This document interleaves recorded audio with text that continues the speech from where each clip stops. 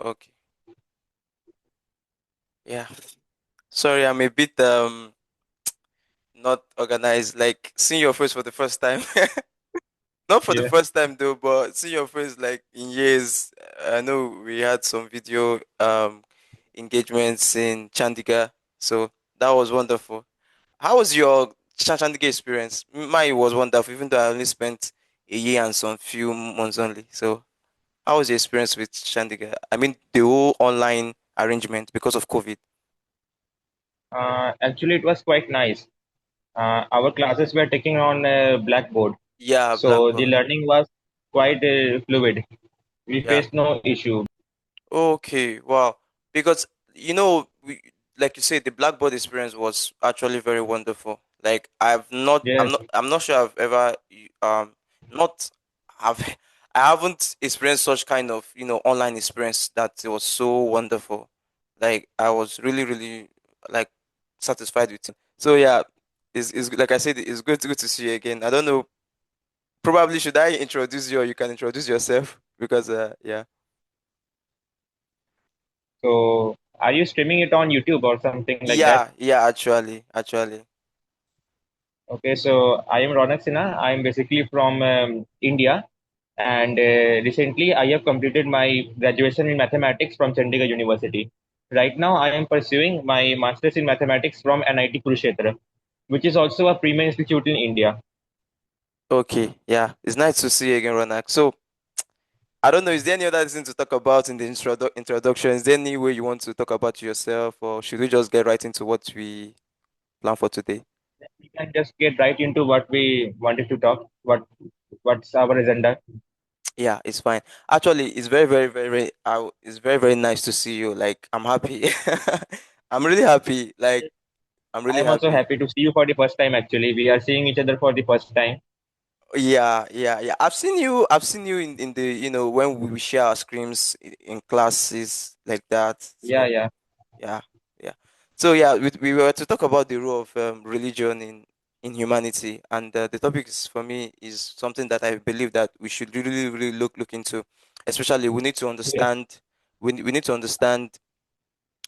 It's something I believe we need to look into with understanding. Like, look at it entirely to know what truly is religion, what has it done for us, and yeah, just something that I believe we should really know about. So yes. what's your take on that? So, I would tell you from the viewpoint of Hinduism, Yeah. so we believe that religion is that what is spoken by God. Like there is one verse in one of our scriptures which say, "Dharmoti sakshat bhagavad pranitam." The words of God are the principles of religion itself. Like in Christianity, there are 10 commandments. In Hinduism, also we are given four set of laws, which we should never, kind of transgress it. Okay. So the two things are really very similar. The 10 commandments and the four basic laws, they are very similar. Okay. In Hinduism, you have four basic laws. Yeah. Yeah. Okay. I also want to mention actually, in Christianity is the four commandments are actually the law that God gives to the children of Israel, the Jews in the Bible, during the early time. And Christianity was, will I say, came out from Judaism, something of that sort. So the belief was that God chose the people of Israel to be His people. So, and as as time went on, Christianity came about, not because okay, I think I need to explain this better. I am not explaining it as I should. So from the beginning of time, Yes. it was known that man fell into sin, right? Man fell into sin, and because of that, sin is like the worst thing that can happen to somebody. So, and God wanted, because He's God, He's our Father, and He loves us, and He wanted to help us. He wanted to deliver us from sin because when God created the heaven and the earth, He saw that everything was good in Genesis chapter 1. God keeps saying, and it was good, and it was good, and it was good. Then when God first they made man and woman, that is the first man, and He commanded them not to take of the tree, the forbidden tree. I don't know whether if you're familiar with the story. I I am getting it actually. I have heard it when I was in standard 4 or something. Yeah, okay. So I wanted to know if I should take my time to explain it. So there were two trees in the Garden of Eden, the tree of life. No, there are many trees, but there are two significant trees. So the tree of life and the tree of the knowledge of good and evil. So God commanded man not to take of the tree of the knowledge of good and evil, that if he takes it, he will die. So the devil, through in the person of the serpent, in the form of serpent, deceived the woman, and in turn she ate the fruit and she gave to her husband, which is Adam, and they ate the fruit. As a result, they sinned against God, and sin came into this world. And we can see that that sin kind of disrupted what God called good. You know, when He created everything, He said it was good. So that sin was as though that with sin came suffering, came about sickness, came about a lot of bad things. So the perfect creation of God seems as though that it was no longer perfect. You get the point now. That is no longer perfect because of sin that was introduced because of the obedience of man. And from that point in time, God already had the plan to redeem man, which was in the person of Jesus. So God has already had the plan, like, okay, the first man, Adam, sinned and brought sin into this world, that he will also deliver man in the person of Christ. So, but for the meantime, he chose a people for himself. The story went on and on and on. So because of time, I won't say all of this. So let me go down to the time of the people of Israel. He chose the people of Israel for himself. Now, the people of Israel for himself, he gave them laws, he gave them rules and all of that through Moses. And those rules were burdensome. It's not something that we can obey, because I think there was up to 450 laws, and the Ten Commandments were like the major one, like the first 10, let me put it that way, the major one that if they should keep. So those laws, the children of Israel were to keep them, but they were many for them, and there was too much of a burden. It was impossible for human to keep that law, because by nature, because of what the first man did, bringing sin into this world, and sin became the nature of man. So sin became the nature of man. So by nature, it was difficult, or rather impossible, for people to please God. So God then, like I said before, He already had the plan of bringing Jesus into this world, because He told the human in the Garden of Eden, back to the Garden of Eden, that it that the serpent will strike your heel, right, and you will crush the head of the serpent. So what was that? What God was referring to Jesus, that Jesus will come in a later time to deliver man from sin. So the law He gave to the to His people, the people of Israel, was like a schoolmaster. You get my point? I don't know if you understand what I'm saying. It was like a schoolmaster that was, will I say, preparing or waiting for the real redemption.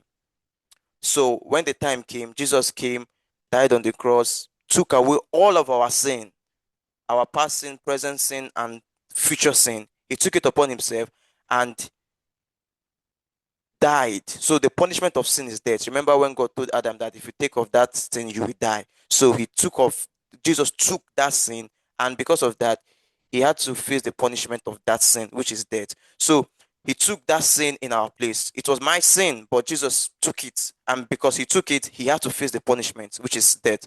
So He died and He rose again on the third day. So so it's Yes. not, you know, I mentioned earlier that Christianity came out of, it's not like Christianity came out of Judaism. Christianity is just like God's plan. It was to come in a later time, and that is on the mark of that. If we accept the redemption of Jesus, God no longer sees us as sinful. He sees Jesus in us. That is, we are now His righteousness only by accepting what God did. So let me just stop there. I still have a lot to say, but let me just stop there. Yeah. Yes. So we are also having 64 major principles of religion. There are like 64 major principles, but out of them, the four are most prominent. The first one is Satya.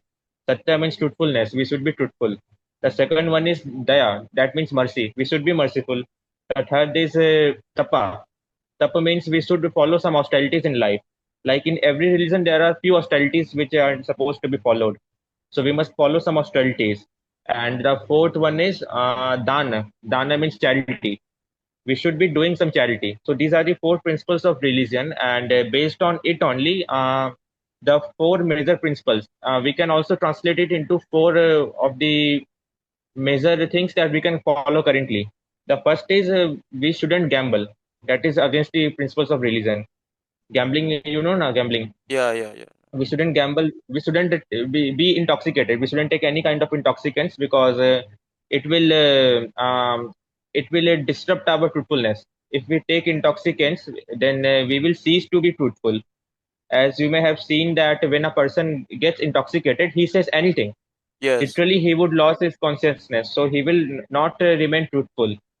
Then there is one principle of not eating meat, because we Okay. believe that if we believe that the animals are also spirits, they're also souls like we are.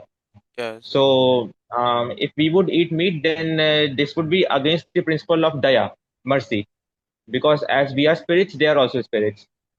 And the fourth one is no illicit sex. Like there shouldn't be any physical intimacy with beyond the scope of marriage. Yeah, So okay. these are the four principles that we have to follow. But unfortunately, most of the people in India, most of the Hindus, they are not following these four principles. Yeah, yeah, yeah. Actually, as you were talking, I realized that there are a lot of rules, right? A lot of things you ought to do because I believe that these things we are given for the good of man. Okay, these things Yes. we are you are saying like it's something that will help people because if they do it, they will avoid some consequences. Not because somebody will punish them or anything, but because it is something that if you follow, Yeah. you have a sound life, you'll be a better person, and you will enjoy your Yeah. life. But I also understand that okay, I was listening to a podcast and they were talking about alcoholism and being addicted. So they mentioned, I don't know if I'll say this right. They mentioned that one thing about being alcoholic or being addicted or being in drugs and all those stuff is that you know that this will destroy you. You know that Yeah. if you take it, it will damage your relationship. Your if you have a family, it will damage your relationship with your family or damage your relationship with your friends. You know all of these things, but you still go ahead to take it. Your brain is conscious of it, but you still go ahead to take it. And each time you take it, Yes. you feel terrible. It's not like you find pleasure in it because if you look at the neurological aspect of being addicted is that your pleasure release has been exhausted. That is dopamine. Talking about dopamine and all of that, you are just addicted. You don't find pleasure. So Yes. in all ramification, you are not gaining from this thing, but you still go ahead to hurt yourself. So it makes us realize the nature of man. The nature of man is that we are trapped. We are trapped in the Yes. sense that we are helpless. We are helpless. Okay, you're a religious person. You also know that even probably you yourself, when you try to obey some rules, you find yourself not doing them right. The things you want to do Yes. are Yes. not the things you are doing. The things you don't want to do are the things you are doing. The things you don't want to do are the things you are doing. The things you are doing are the things you don't want to do. Sometimes, if you understand what I'm saying. So it makes me realize, like looking at it, I realize that I need help. Me now, particularly, like I Yes. also have that experience sometime in the past. Probably, I realized that I need help, and that is what the scriptures, the Bible, was trying to talk about. That we need help. Now, God gave rules and Yes. regulations to His people, the Jews, the Israelites in the olden time. They're Israelis now, so so and they could not obey them. If you maybe after now you can check the Old Testament because the Old Testament is the life of the Jews. Then the New Testament is like Christian doctrines and all of that. If you check the Old Testament, you will see a lot of disobedience on the part of the Jews, the Israelite. Like it was so bad that you will see God's frustration. So God gave them a lot of rules. It was impossible for them to keep them. Prophets will come. God will send prophets. God will send judges. God will send priests. God will send a lot of people to warn His people and say, if you at the point God said, I've placed before you life and death. Said, but choose life so that it will be well with you. If you disobey my commandments, this and this will follow. If you obey, this and this will follow. But they still go ahead to keep doing the bad. So maybe a generation will come up and repent and be good people and maybe follow. That generation will pass. The second generation might follow. The third will completely go away. They will do a lot of terrible things, and the things they are doing is not benefiting them. Imagine sacrificing your children to some god, doing this, doing that, and God is like, what is this? So what that made me realize that, and also a lot of people realize that we are helpless in ourselves, and that is why in Christianity or in it is that God said, okay, these people can't do it themselves. I have to help them. So that is why God came in the person of Jesus, right? He took all of their sins and he died. The punishment of sin is death, so he has to die. If you take my sin, he has to die. Then, when he died, he rose again. Now, what that signified as a meaning to that is that when we accept the sacrifice of Jesus for us, we die, right? Then, as Jesus rose again from the dead, we now rise to the glory of God. Now, we are dying to our sin and rising to the glory of God. Once we do that, the Spirit of God comes into us and we become automatically, not because we did not tell a lie, or maybe we helped somebody in the street, or maybe we helped a beggar, or maybe we did some good work, but because of accepting that, we automatically become God's righteousness. Now, to complete that is that, but it doesn't mean that you don't have to live a good life. Okay, God, I'm God's righteousness. There's no need to live a good life. No, that doesn't. It's not what that means. It means once you've accepted it, you have to show that.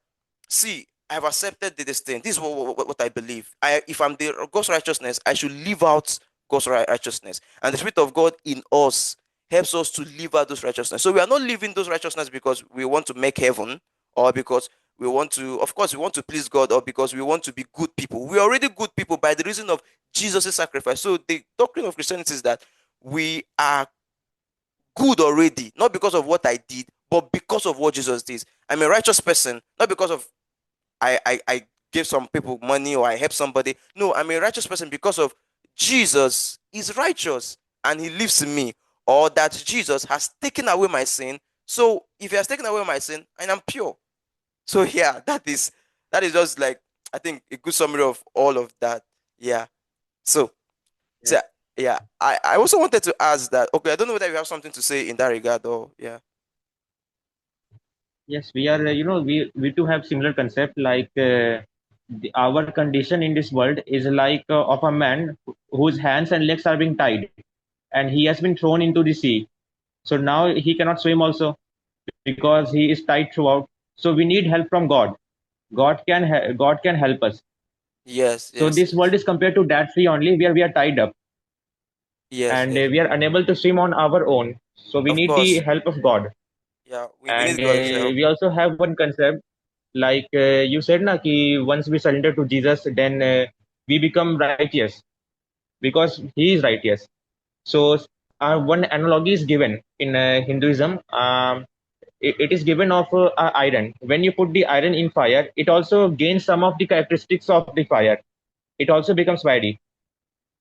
Okay. So when we surrender to God, we also gain some of His characteristics because He is our Father. We are also having a few of His characteristics. Like God creates this universe, we also create our house. But the thing is, we are having His characteristic in a small amount. Yeah. Whatsoever He is doing, we are also doing the same, but on a minute scale. Yes. So Yeah. that is Yeah. That is similar. And the thing is that once we have Jesus in our heart, our spirits and the Spirit of God becomes one. That is where we yes, are one with God. Not that we are God, we are not God, but we are one with God. So that is how we see it. So, like this, now I'm talking to you. I believe that I am one with Christ. I'm being led by the Spirit of God, and yes, whatever I everyone do, is led because yes, you know what, God is there in everyone's heart. We believe that God is there in everyone's heart. along with soul. Soul is separately there, the spirit is separately there, and God is also there. Whenever we commit some sin, we feel guilty because God instructs us that you should not do it. But as we go on committing this sin, we stop listening to His voice, our inner voice. We say, "Naki, that this is our inner voice. I am Okay. feeling this in my gut." So that is the feeling given by God to us, Okay. some kind of that feeling. Yeah. Yes. So Yeah. when we go on committing sins, that that voice kind of stops coming. It is still there. God is still there. So we can understand this by an analogy.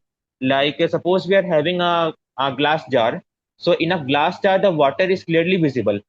But if you take any plastic jar which is of some color, suppose green, then you will also find that it is filled with green water. You will feel that okay, the water which is inside is green. So if we are committed to God, then we become like a glass. God reflects from us. Okay. So that is our viewpoint. Yeah. Like That's for the spiritual persons, like spiritual people like you, God reflects to you. yeah. So this is what we feel. Okay, yeah, that is wonderful. Yeah, I think we've actually delved deeply on that. Yeah, that is wonderful to hear. I'm happy.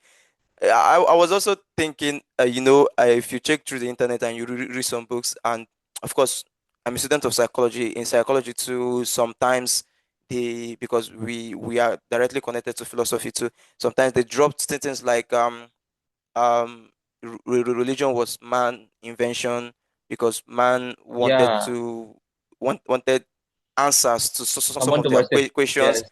and so they had to invent religion. So what do you have to say on that? Or are you saying religion is transcendental, that is a mystery, is something supernatural? So yeah, what's your take on that? So the religion, we believe that it is not man-made religion, because Okay. see, in Hindu scriptures, we are having more than 10 lakh verses. So it is not possible for human beings to compose so much. And each of the verse is kind of grammatically very perfect. Like it is having a specific kind of tune, and you can feel yourself when you read those verses. You can feel the presence of God through them, and it makes a lot of sense. Like in Hinduism, you will find that God is having more than 1 lakh name. More than 1 lakh names are there for a particular form of God. So Wow. if we logically think, is it possible for someone to give 1 lakh name to something that is imaginary, like Spider-Man and or all these characters? Is it possible to give him 1 lakh names? Uh, no, I don't think so. Or maybe And I don't know. in You and tell me, is it in Hindu, possible? Okay.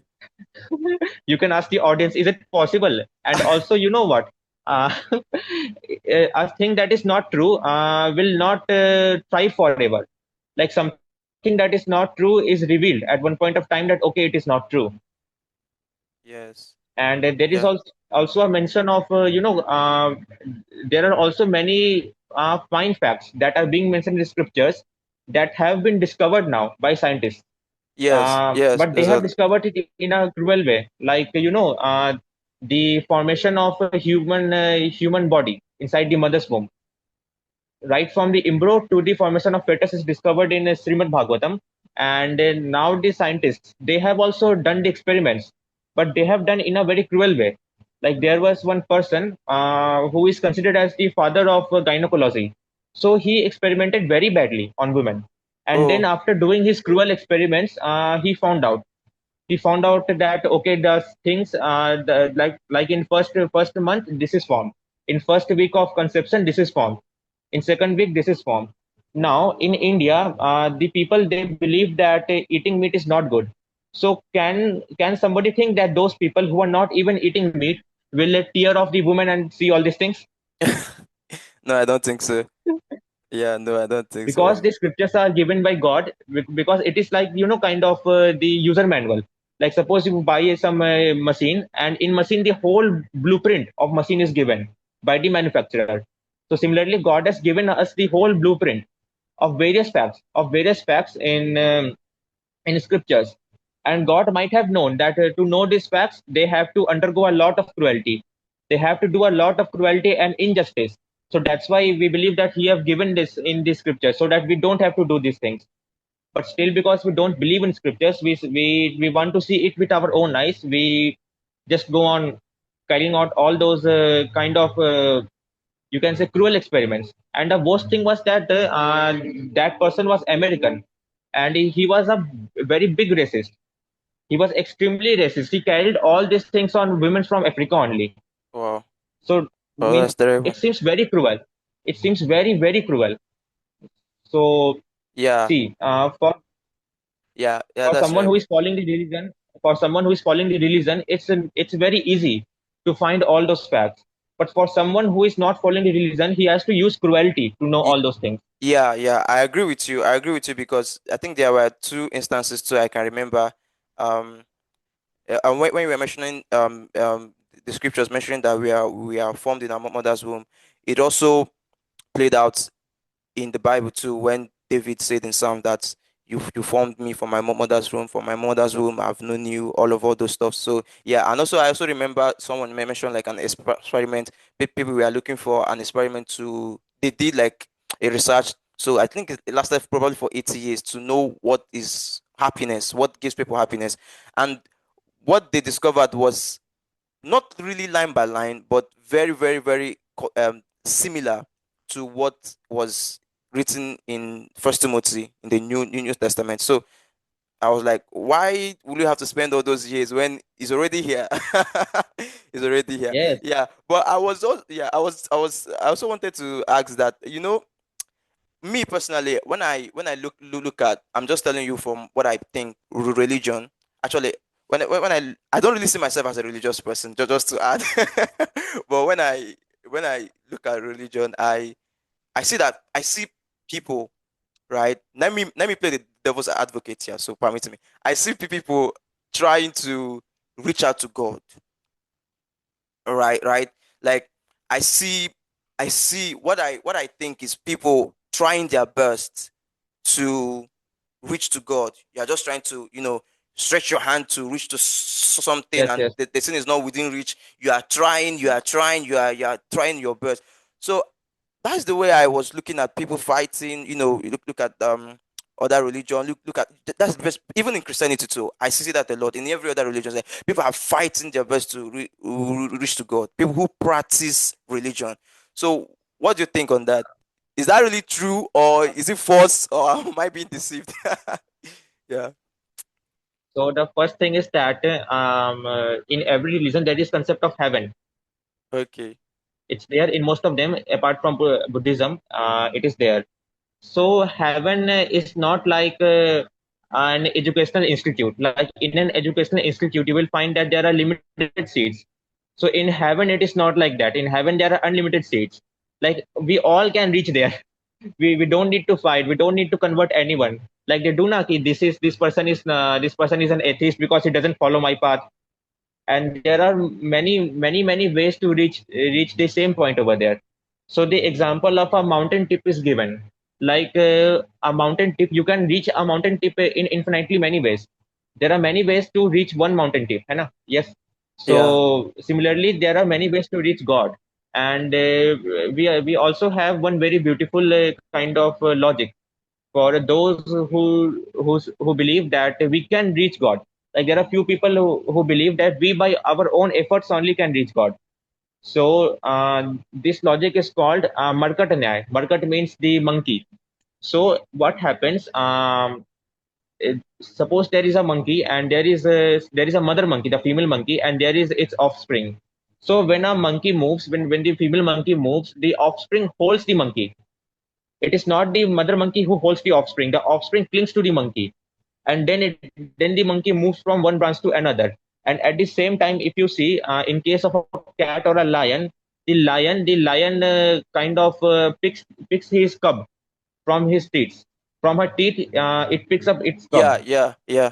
So yeah, So so they're yes, like so the different ways. This one, the mother monkey holds onto the mother, and the other one, the lion picks yeah, it with lion. his jaw or something like Yeah, that. so we believe that God will pick us. We believe that the God will pick us.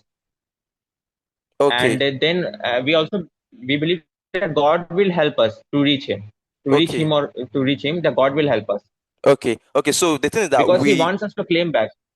okay, the thing is that we are trying to reach God, right? That is, we are making the initial effort Yeah, to get to go. Like, okay, so yeah, that's so that, yeah. So Yes, yes, what I yes, was saying was that, from what you are trying to explain is that we are trying to reach to God, right? We are trying to reach to God. So,